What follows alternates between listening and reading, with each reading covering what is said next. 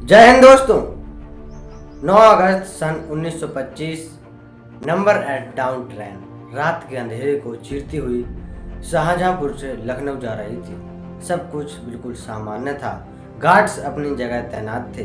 कुछ यात्री सो रहे थे तो कुछ यात्री खिड़की से आ रही ठंडी हवा का आनंद ले रहे थे। किसी को यह नहीं था कि आज का यह सफर हमेशा के लिए इतिहास के पन्नों में दर्ज किया जाएगा।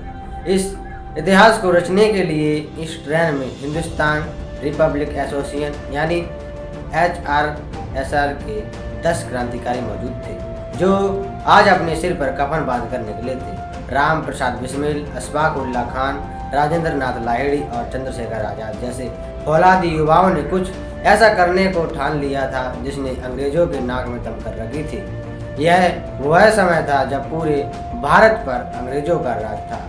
हिंदुस्तान को अंग्रेजों से आज़ादी चाहिए थी, लेकिन इस आज़ादी की क्रांति को लड़ने के लिए हथियार चाहिए थे और हथियारों को खरीदने के लिए पैसा चाहिए। इस ट्रेन में एक लोहे का संदूक था और उसमें बहुत सारा पैसा था। यह पैसे उन हिंदुस्तानियों के थे जिसे अंग्रेजों ने जोर जबरदस्ती करके टैक्स के रूप में छीना था। क्रांतिकारी इस सरकारी खजाने को लूटकर ब्रिटिश हुकूमत के मुंह पर एक जोरदार तमाचा मारना चाहते थे। रात के इस घने अंधेरे में ट्रेन अपनी रफ्तार से चल रही थी। तभी ट्रेन में बैठे एक लंबी मूंछों वाला शख्स अपने सामने बैठे आदमी को खांस कर इशारा करता है। वह आदमी अपनी सीट से उठता है और जाकर ट्रेन का इमरजेंसी चैन खींच देता है। तेज रफ्तार चलती हुई ट्रेन अचानक थम जाती है। राम प्रसाद बिस्मिल और उनके साथी बंदूक की नोक से उस बक्से को अपने कब्जे में कर लेते हैं और उसमें रखे सारे खजाने को रात के अंधेरे में गायब हो जाते हैं। पीछे रह जाती है अंग्रेजों के लिए ललकार भरी आवाज़, सरफरोशी की तमन्ना अब हमारे दिल में है, देखना जो कितने बाजुए कातिल में है।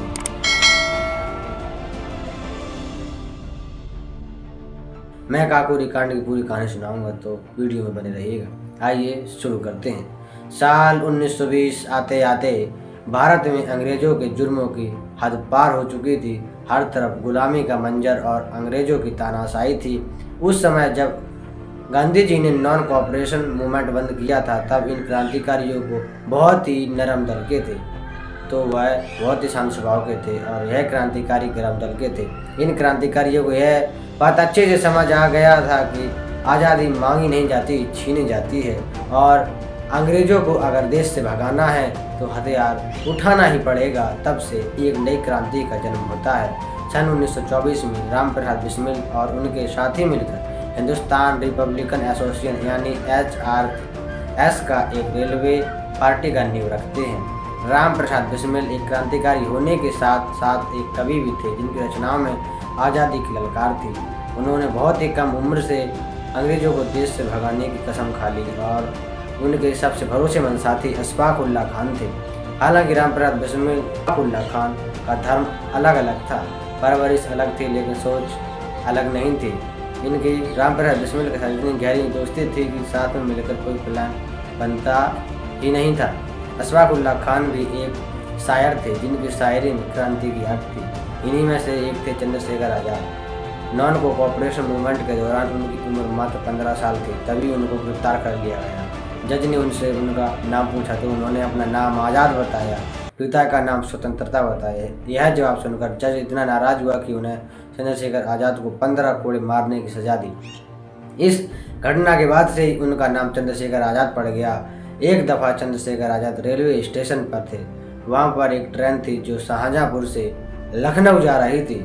आपने कुछ कांग्रेस से मिलने के लिए। तभी राम प्रसाद बिस्मिल ने वहाँ कुछ ऐसा देख लिया जिससे उन्हें एक बहुत बड़ा आइडिया आया। एक अंग्रेज अफसर ट्रेन के गार्ड को एक थैली दी और उस गार्ड ने उस थैली को एक बड़े से बक्से में रख दिया। इस लोहे के संदूक में टैक्स का पैसा था, जिसकी मैंने वीडियो शुरू में बात करी। उन्होंने सोचा कि अगर लूटना ही है तो क्यों न इस सरकारी बक्से को लूटा जाए, इसे तो हम हथियार भी खरीद सकते हैं। तब तो वह ट्रेन कैसा ही दिखता है, ट्रेन का नंबर कहाँ उतरेगा, यह सब पॉइंट्स नोट करने लगे। उसके बाद ही वह अपने भरोसेमंद साथियों को एक मीटिंग में बुलाते हैं। HRA के सदस्य कई जगह फैले हुए थे, तो कोई लखनऊ से आया तो कोई बंगाल से। तब जाकर उन्होंने उस ट्रेन को लूटने का प्लान बनाया। इस प्लान में उन्होंने कहा HRA के सदस्य ग्रुप में बंटकर अलग अलग डब्बों में जाकर बैठ जाएंगे और यह लोग उस ट्रेन में शाहजहाँपुर से चढ़ते हैं। प्लान के मुताबिक लखनऊ से कुछ किलोमीटर पहले ही एक काकोरी नाम का स्टेशन आता है और उस स्टेशन पहुंचते ही ट्रेन की चैन खींच दी जाती है।